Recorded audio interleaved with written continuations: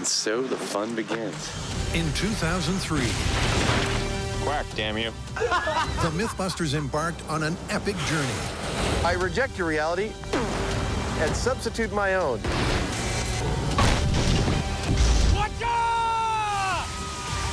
Ladies and gentlemen, 70,000 feet.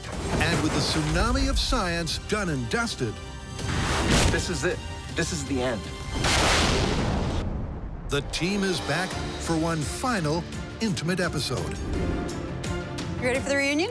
All 5 hosts reunite Beautiful! It is awesome to sit around this table with you guys. to look back and reminisce. It has been a wild ride, and we wouldn't have missed it. They'll discuss the secrets of their success, It's like science bait. formulas for failure, Well, we did a lot of it. and as they walk away for the last time, what the show meant to them. It has fundamentally changed all of us in really significant ways. It's destiny.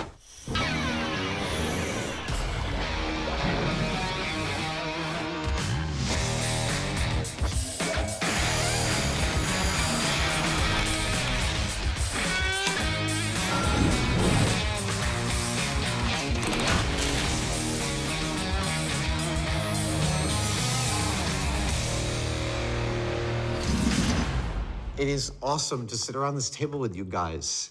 I know, it's kind of weird. It's like we've never actually done this. Yeah, no, I know. We have never actually done this. To start this off, I want to talk about how we became a team. I mean, the 4 of us, we have all worked together, but long before Mythbusters. Yeah, Industrial Light and Magic. I wanted to be you guys when I grew up. That's the whole reason I got the job from Jamie or came in here and asked to be an intern, because I wanted to do what you guys do. Well, and I knew you from Industrial Light and Magic, but you had actually worked for Jamie long Yeah, before that. Jamie gave me my first job right out of college. I used to just go over to the model shop and harass him all the time, and then finally he gave me a job. We've got to build a rig that simulates an electric fence. Okay. I was so nervous. It's like, stop pointing that camera at me. How was your first day? Was it freaky? It was weird. You look so innocent, Grant. I know. Thank you, man. Thanks. Everybody is watching you all the time. There are cameras all over it. I remember what you said. There is no dignity in television. Once you accept that, it gets a lot more fun. Don't say anything. My first on-screen appearance was when you guys did a 3D model of my butt. Oh, God! I remember thinking, oh, it's just some silly cable show. Nobody's ever gonna see this. I never thought it was gonna be the first thing you Google. But you also came out on the very first episode, JATO Rocket. You drove yourself down to Mojave to be on that crew, right? Well, I was working for Jamie doing toy prototyping and learning a lot during the day, but I also needed a night job, so I had to go work waitressing. My shift ended at 11. You guys were already in the Mojave, and I was like, this job's awesome, I'm gonna be a part of it. So I drove all the way to the Mojave. I get to the hotel where you guys are staying at like 4 in the morning. Your call time's 5 a.m. So I sleep in the car for an hour, and I'm woken up by the truck lights in the caravan coming by, and I jump out of the car, I'm coming! And I just got picked up by the other interns and went out to the desert to help you guys. And so began the greatest adventure of their lives. I'm gonna have to have a grinectomy. In the magnificent Mojave Desert. If you do see something coming at Oh, you, God, that's me.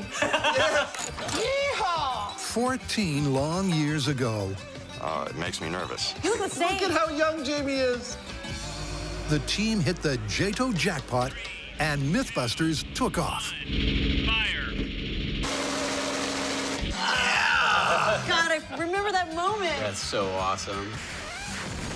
This really is like we stumbled on the formula for the show, right? When in doubt, make something explode. That was beautiful. Seeing that thing take off like that, it was like seeing some kind of wild animal taking off across a savanna. That'll be burned in my brain forever. One of the things that I really like about the show is how it captures the glee and the gleam in your eyes. Oh, that's significant. They squeak when I walk. Because it's like, you guys can't believe that you're getting paid to do this. Whoops! This is the thing, I think, is the formula. It's like you can say it's about these builds and not knowing exactly what's going to happen. But there's the primary narrative of enthusiasm. And it was infectious because in the beginning, it was like so hard to get permission to do anything. But then, you know, as the show got more and more popular, people were like, yeah, I got a car, blow it up. No more car! I think I'm gonna have to ask the question because this is the reunion, the question that we always get. What's your favorite myth? Oh, that's hard. I mean, there's so many categories, right? There's stuff that was ridiculously fun for us to do. Ready, hit it. I predict that I'll be dancing on Jamie's intestines in minutes. Then there's episodes that, like, the science was really awesome. Wake up! Time for science! And the result was really cool. Wow, there's no pig. What pig? I don't know anything about no pig. And then there's final cuts that are your favorite to watch again. Here comes chaos.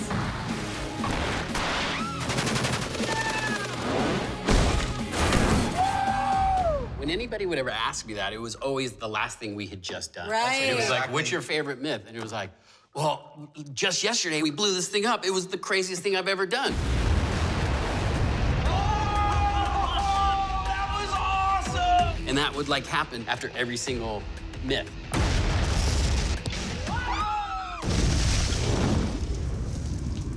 Well, what was your favorite? Each of these episodes have something that are memorable or special about them. Things like the lead balloon, which on an intellectual level, I think that's one of the best things that we've done. It was also such a wonderful exercise in internalizing and understanding contingencies. That is a lead balloon. And then there are other things like the ping pong boat, coming up with solutions that are so diabolically simple to address a complex problem, and then just sitting back and watching it work.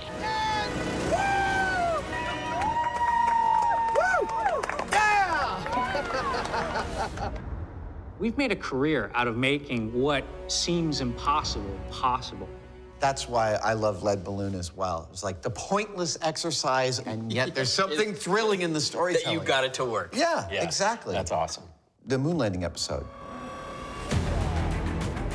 That is one of my favorites. And moon landing is like every single experiment is tight, reveals something remarkable. Is that it? That's light returning from the laser retroreflector from Apollo 15.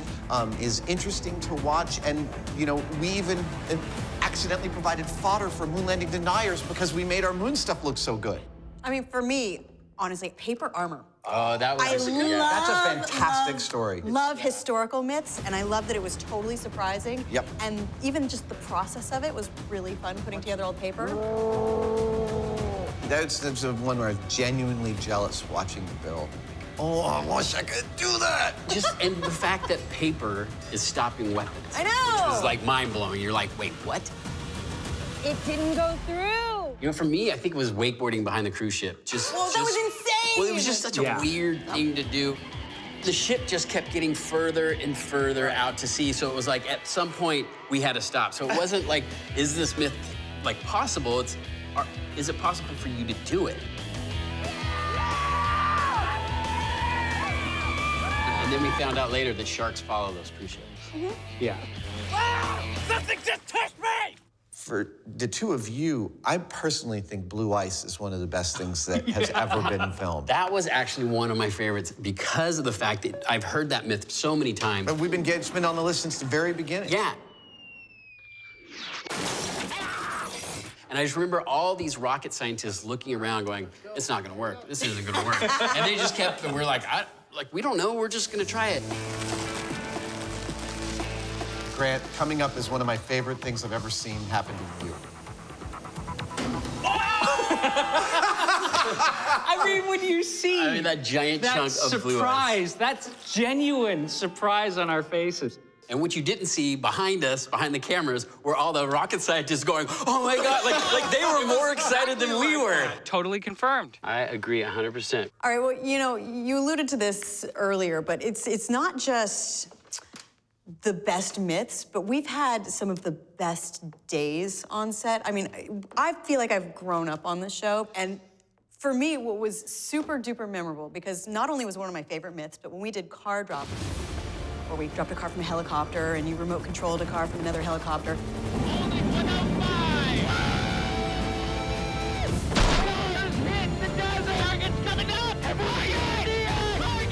I remember just being really, really emotional about this myth, and like I was like running around just like hugging you guys because it went well. We did it! Yes! When I found out when I got home is that I was pregnant on that shoot, so it was extremely hormonal. Actually, hormones, amazing. I was less excited after my first kiss. But it wasn't only unexpected hormones that caused the high notes to be hit. More than a decade of adrenaline-fueled science forged a poignant on-screen bond. Let's all group hug. Yeah. No? I remember feeling really emotional when we were all standing on the third rocket car site in the desert, all 5 of us. Well, I think our work here is done. It was really, really intense. I started to cry. Yeah, that was an emotional. Totally. Thanks for 15 great seasons, Mythbusters. I've said it before, I'll say it again. You made the scientific method feel like a guilty pleasure. Wherever your JATO Rocket Car takes you, you'll always be blowing stuff up. In here. The Mythbusters touched hearts and minds from the very beginning. It's a delicious memory. In its weird and wonderful way, I can't answer that. You're tying a pig's stomach into a skeleton. the show became part of the pop culture conversation. Tonight, we take on the classic myth that a cat will always land on its feet. But this is one reality show reunion Stop whining. where the final analysis is going to be objective. Yeah, well, you know, we've patted ourselves on the back enough, I think. A little more comfort in your design. The good days have come at a cost. Dude, we've never used the blue road. Seems that Adam needs another cookie. We always use the blue road. Yes. I actually don't want to do this test right now. The times that I've been the most upset have been in the early days in particular, where they put us in situations, you know, that were unwise as far as getting hurt. Oh! You did hook up the real thing. Yeah. No, just leave me alone. And stuff like a Star Wars episode, because there's like no reason to test lightsabers on higher ground. Oh, I hit myself in the groin. Sorry. Well, at least you got to build something. It wasn't as bad as like pyramid power or primary perception. Did you hear it screaming? The Oogie Boogie stories from the early days. Mind control. Those were With the crystal. Double espresso, cappuccino, juice squeeze. I think pyramid power is absolutely the lowest. That was pretty bad.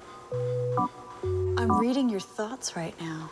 We gave it our best shot. I mean, you know, you have this thing that you have to test. You have to treat it as seriously as you would any other myth. Real free energy.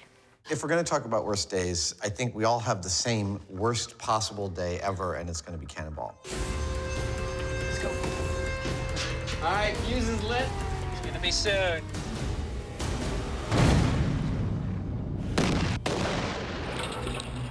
Oh, Cannonball. God, Absolutely. That was probably one of the most terrifying days on the show. The popular Mythbusters TV show had an accident, shall we say. The crew fired a cannonball. It smashed all the way through a nearby house and then through the window of a minivan outside. We were at the bomb range, took the shot with the cannonball, which we've been doing all day. Every other cannonball went into our catcher and our hill, and then the fire department showed up about 20 minutes later after this last shot, and they're like, "Are you guys shooting cannonballs?" And we're like, "Well, yeah." They're like, because one landed in a neighborhood, and we were like, half a mile away. And the news choppers showed up, and we were like, what is happening? They were camped out front here, too. Luckily, no one was hurt. As nasty as it could have potentially have been, who knows what it saved us from doing later on. Right. Well, it radically altered our entire safety procedure and our approach and a mental approach to safety from the ground up. To move from things that are potentially deadly to things that are merely awful. It's already giving me nightmares. Ants are all over my head, man. What's your most uncomfortable day, Carrie?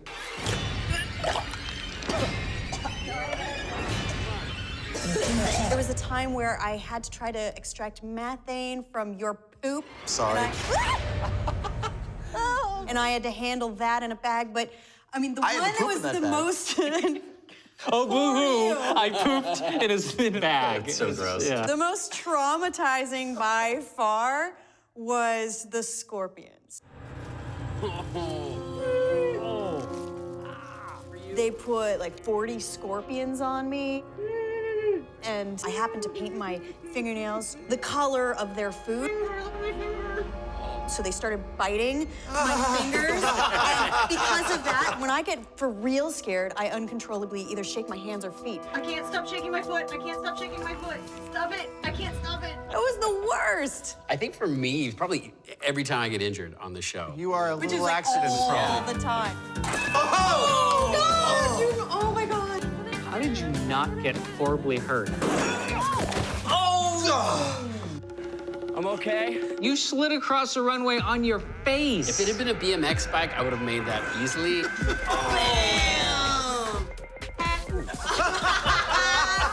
My balls seem to be a magnet for injury. Oh, God, I hate that one. I hate more than anything else. That one's still... I felt that one coming. That's the first time I went to the emergency room. Oh, God! Why would you do that? You guys were tasing each other every morning for a few months, right? It was like a coffee. Yeah, that's not a good sign. It's a sign that there are deeper issues at play. There were.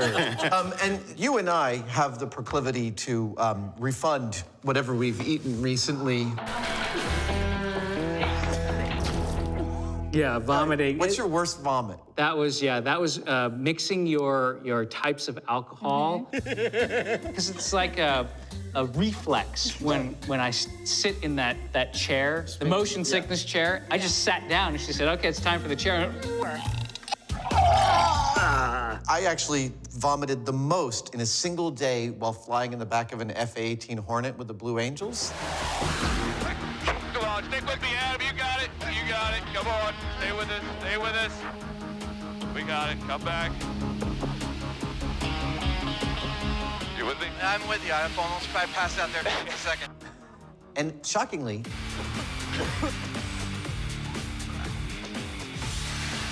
There we go. it is the only time that vomiting repeatedly did not detract from my enjoyment of the actual event. It was so awesome. And that's why those flight suits have so many pockets. There's one for each barf bag. Ew! Well, you think that those days are bad. Nobody's had a worse day than Buster. I think we should call him Buster. Buster sounds pretty good to me. Every day is the worst day for Buster. And the best part Single is, day. what he's designed for is car crashes, and that's rarely what we use him for. Everything we use him for is worse than that. Yeah. You know, there's an international church of Buster because he's been resurrected so many times for your knowledge. Is that for real? Yeah. Arise, my son. His head's gone. Nice work, Buster! Wow! That was crazy. Now, we collected as much as we could find, and I have for each of you a gift, a ruined camera, and chunks of Buster in his superhero costume thank from you. the That Buster is finale. Hilarious. All I know is I'm glad this isn't how I'm going out on the show. It's kind of like Buster's ashes.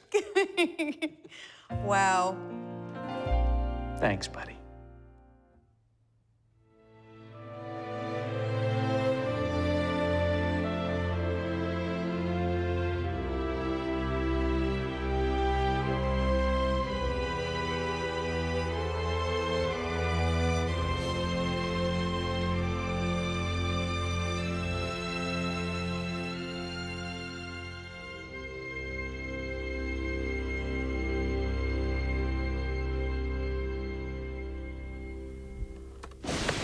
You know, for the last 14 years, people have seen us as a team working on things, but there is a whole other team behind the scenes that are getting the job done. Indeed. It is not just us, that we are supported by an amazing group of real polymaths who have broad ranges of understanding. Each has their specialty, and they're all just as thrilled about the results as we are. Do you guys have favorite moments where the larger Mythbusters family made myths happen? And many a time we were here till 3 o'clock in the morning where the sound and the camera put their equipment down and started helping us out like Lego ball. Weeks, right? Lego ball was insane. Everyone's still a little traumatized from Lego ball. We were working on it for like 7 days a week, around the clock, and people were just taking shifts. It took forever. Over 1 million Legos, Over the million right? pieces. We exhausted the North American strategic Lego supply. Let's get the ball rolling. And we were like so pumped up when we were testing it. We're like, what if this ball gets out of control? How are we gonna stop it? All these contingency And then we pushed it down the hill, and like seconds later, just disintegrated into nothing. You have to plan for it, though. You do, but it was just such a letdown.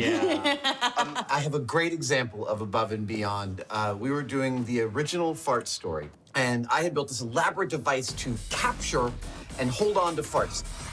So you could actually fart into it, and you'd store it in a jar. I don't know why you didn't just use a balloon, stuck it in your butt. So you had to get into the bathtub, fart into this upside-down funnel, and capture it. And the cold water was not very conducive for creating gas. Nothing. And I was not being very successful. And our producer, Alice, goes, right, everybody out of the room. She got down to her skivvies, got in that bathtub, and generated 4 bottles of fart spores. That is above and beyond the call of duty.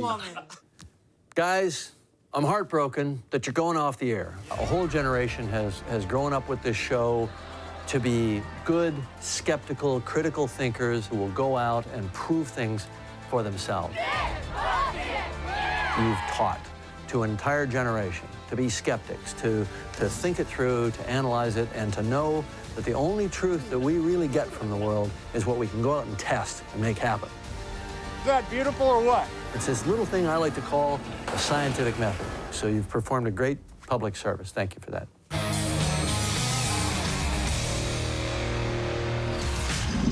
So let's talk about the science. I know it's part of the DNA of the show, but I think one of the things that blows people's minds is that none of us are actually scientists. You have a degree in science. I have a degree in engineering. Okay, which is that's adjacent to closer than any of Way us. more True. qualified than we are. What's your degree in? Setting things on fire. We're popping popcorn with lasers. I'm partial to exponential curves myself. High explosives and electricity. Woo! Sometimes you just need a little extra lubrication. The only difference between screwing around and science is writing it down. We just wanted to do a really good job at figuring things out. Diligent, careful, and methodical. What was it we were trying to prove again? Don't know, don't care. That's all science really is. It's organizing an investigation, and science isn't just for guys in lab coats. Stylish is for anybody that wants to do a good job of understanding their world. You can, in fact, polish a poop. I think one of my favorite science stories that we've done is Red Flag to a Bull. Dude, he's going for it. Well, I remember when we pitched that idea in the room, and there was 2 producers that went, oh, everybody knows that's not true. And the rest of the room was like, no, actually, I don't know. Like, Well, there's your answer. it was just so cool to go through each of the elements and find out exactly what causes charging. You're looking at color, looking at motion, looking at whether it's actually having a person there. This is starting to feel like a bad idea. Culminating with actually Tori in a ring with bulls.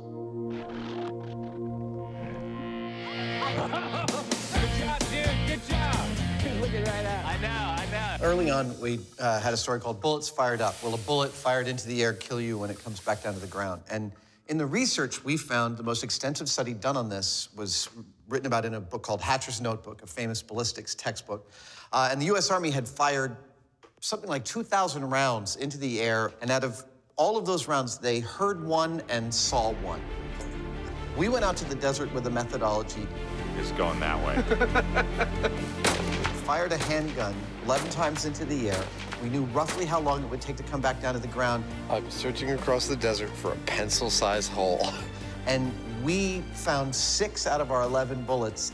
There she blows. That's a 9mm round. Woo! We found it! And so in this one story, we substantively tripled the amount of information known at that point about the aerodynamics of bullets falling out of the air. I'm really, really proud of that episode. This is science in action.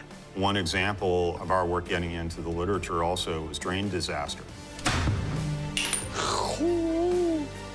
where we replicated an explosion in a sewer due to methane. And it was really fascinating for me. The burn of this gas in the right conditions could go supersonic.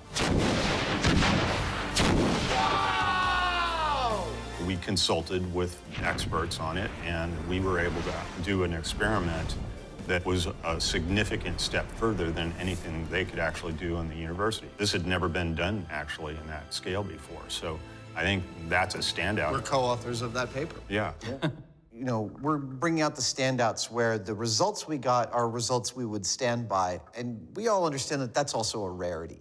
I mean, we know that within the concision requirements of making a television show, doing one iteration and calling it is not in and of itself science. But one of the things I'm most proud of is the methodologies. When the methodologies are robust, even for something ludicrous like bull in a china shop. You guys go to genuine experiment, and then the result is mind-blowing. Whoa, he's getting right through the shelves without knocking over a single piece. That was cool. Yeah, or like, you know, are elephants afraid of mice? That, to me, still to this day is just like, the cartoons are right. Like, Elephants are afraid of mice. So how does failure come into it for you guys? We did a lot of it. Yeah. And it's all on camera. Yeah, you do, but we learn a lot from it. I just wanted to let you know I had a little accident, punched a small hole through the wall. That's one of my favorite things, is that we show it as a messy and creative process. Wow. And we screw up, and that's part of the journey. You know, for me, you know, if we haven't failed at something, we haven't really learned anything.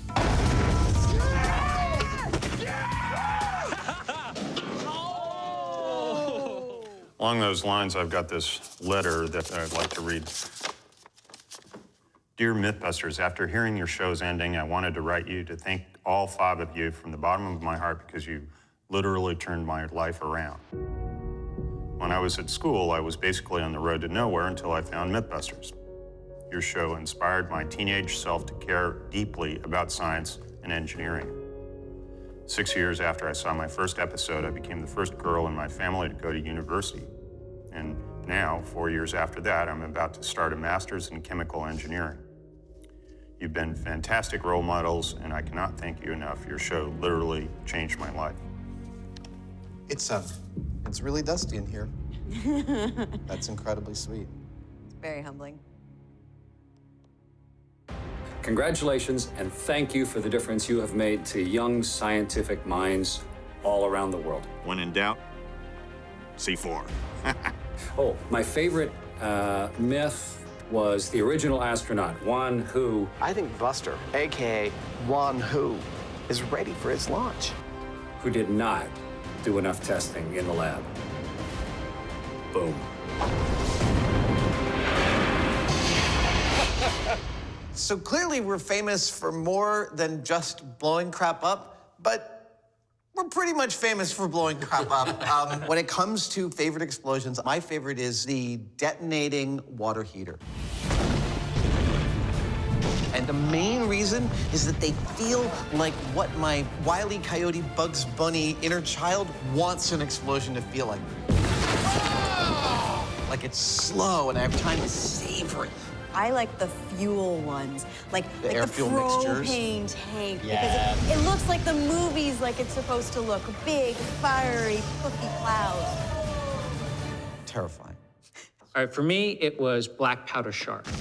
And it required a huge amount of explosive because we were moving all this water. Do you remember the first 2 attempts to set that off? Nothing happened? Yeah. And it was like 3, 2, 1.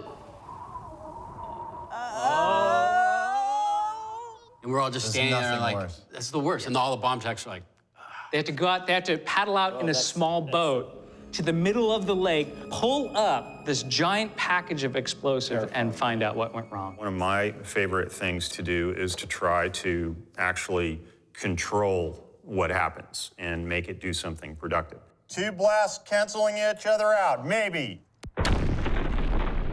Taking this destructive power and chaos,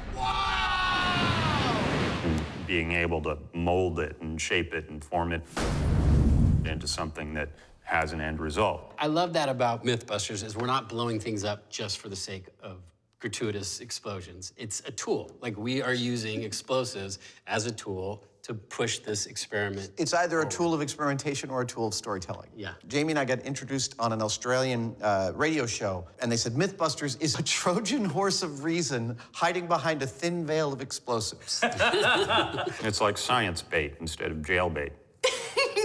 That's another interesting. That is I think we should stop right there. I think that's perfect. All right, let's cut to a montage. Okay.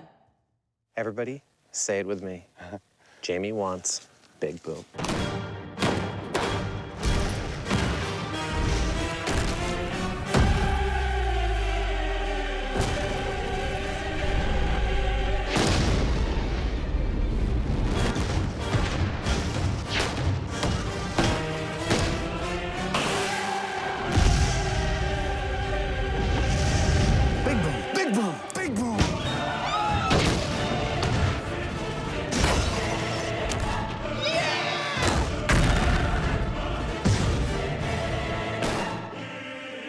Everybody okay?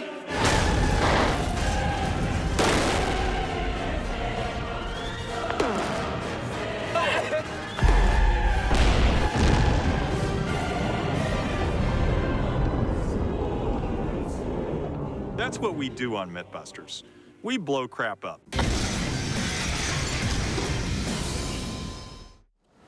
What's this I hear? You're not making Mythbusters anymore? Wow. No, I'll have none of that. You just began the show 14 years ago. So, no, get back to work. I can't even fathom a world without Mythbusters. You know why? Because you help bring civilization to a state of rational thought of how to analyze claims about what is and is not true in this world. But I'm expecting you to go on to greater things. If there is such a thing that's greater than Mythbusters. Wow. Yeah. That was amazing. That is really cool. One of the cool things about us all getting back together again is that we can talk about things that only we can talk about with each other, like the doors that have been opened from this little scrappy cable show. Yeah. All of a sudden, we're getting into places that are amazing. It's a portable hug.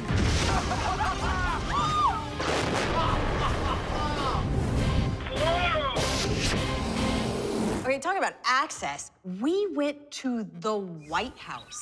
Good to see you.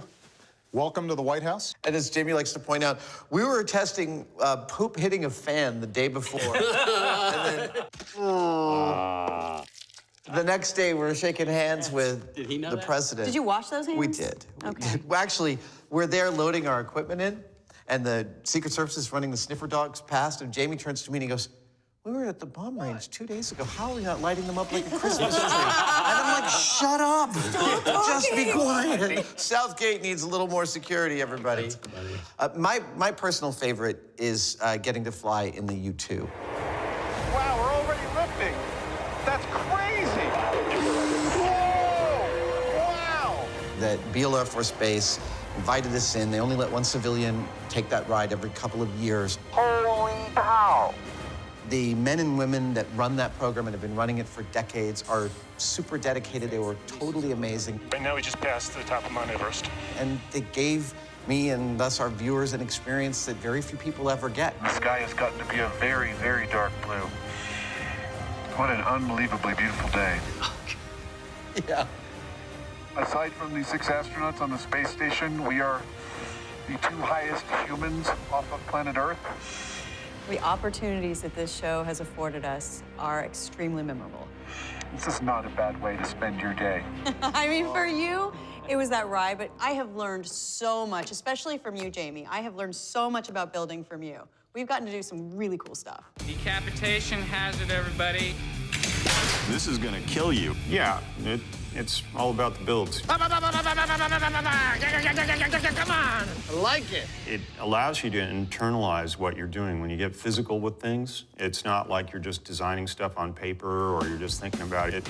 It's a different experience when you've got your own blood smeared over your tools instead of somebody that's, you know, typing away on in CAD or something like that. Look, it's like a clown's head exploded.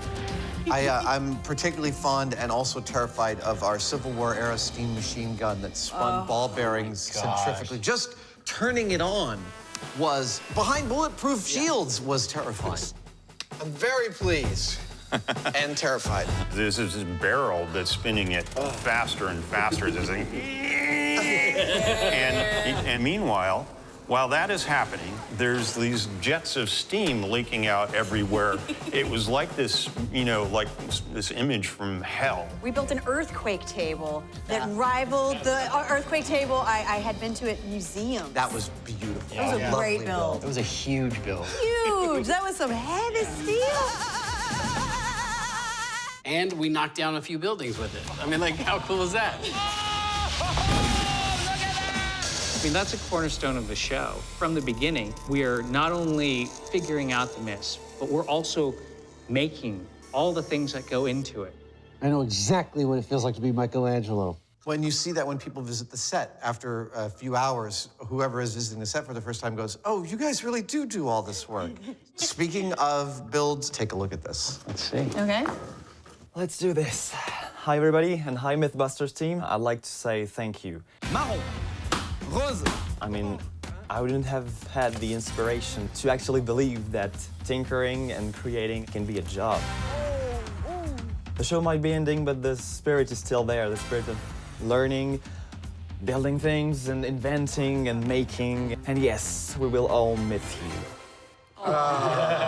There's the next generation right there. I'm still trying to wrap my head around the fact that he's made a career out of trying it at home. I know. Right?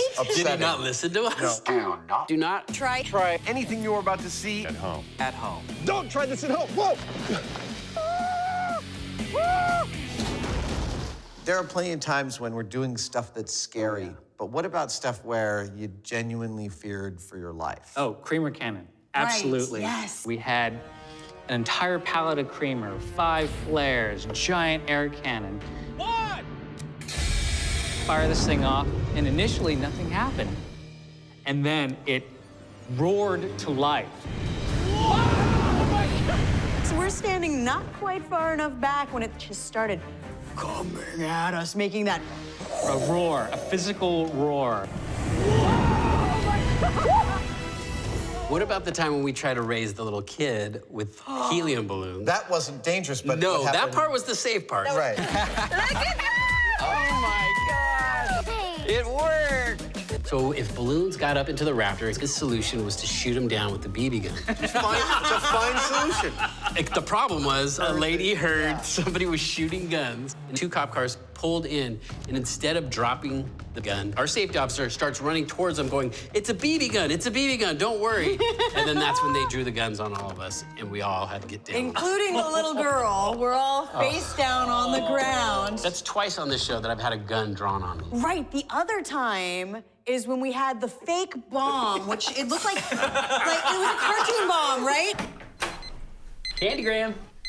So I'm literally standing outside the door, waiting for them to call action, and I hear, put your hands up. And I thought it was the owner of the house, so I turned around smiling, and there I am holding a bundle of dynamite. No. And there's 2 cops with their guns drawn on me, and I was like, we're on Mythbusters making a show, and I dropped the thing, and I'm like, producer's in there. I was like, oh my God, don't shoot, please don't shoot. My scariest moment ever is Underwater Car, the second one.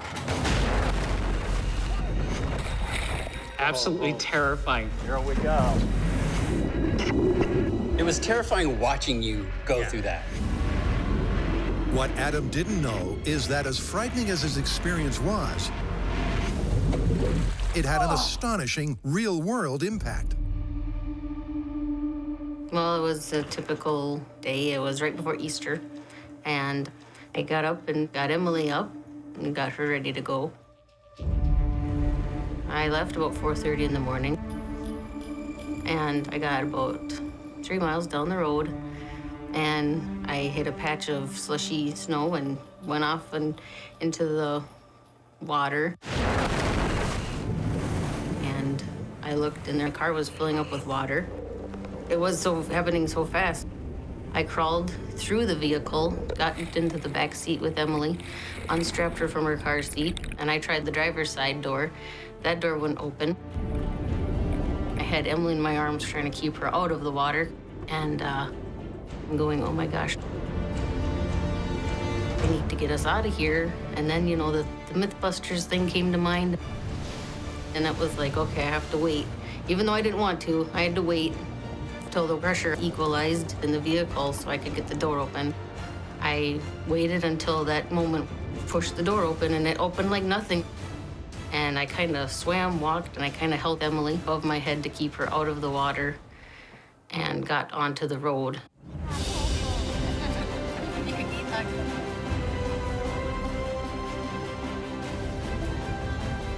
I still get emotional.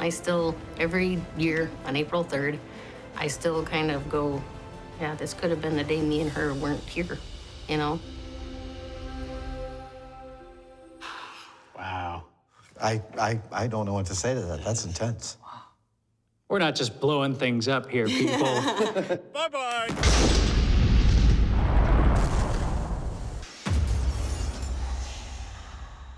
Okay, so we all got into this as a job. You know, it's a TV show, it's entertainment. But on the other hand, we've been on air for so long for a reason, and we've had quite an impact on popular culture in some way. What do you guys think about that? I think that it brought about a renaissance of making science fun again. Am I missing an eyebrow? Breasts are expanding. Repeat, breasts are expanding. Making it narratively interesting. Quack, damn you. Yeah, something that people could relate to. My toast always lands butter side up. And say, oh, science isn't boring. It's explosions, car crashes. It's really a fun world to open up to. That is messed up! And I think we hit kind of our stride right when the internet was hitting its stride, and you know there was all these urban legends and viral stories. All of a sudden, everyone was like, wait a minute, is that true or is it not? So we kind of came in at the perfect time. And we came along just when geeks started being cool. I wouldn't say Jamie's an evil genius. Say hello to our little friend. Go get him, boy. And we got to really be a part of that evolution. It's almost too exciting. All of that stuff was a wave that we're surfing. We were able to ride it at the right time in the right place and take that ride in a way that at times was really pretty inspired.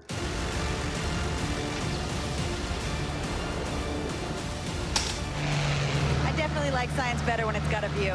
Absolutely. Carrie, you have done so much to inspire girls and women to realize that they can follow the thing that they're interested in. You know, people ask us all the time, how do we get girls interested in science? And my response is, stop asking me. Go ask a little girl. They're the most natural scientists you'll ever meet. We also have the most amazing fan base.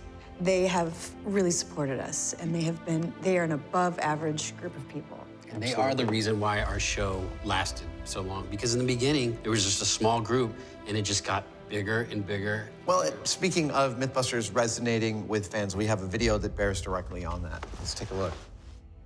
I am a big fan of the Mythbusters. I've even had them over to the White House a few times. Now, come to think of it, they never let me blow anything up, but I'm still gonna miss them. I'm grateful for the time they proved that, yes, America did actually land on the moon. And for the time they came to the White House to debunk the Archimedes solar array. That was fun.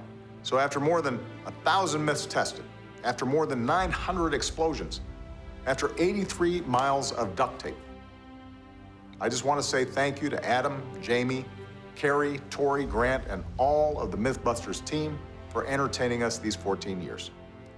More importantly, thank you for inspiring so many of our young people to ask the big questions about our world and to seek the answers through math, science, and engineering. It's going to make a real difference to America's future, I promise.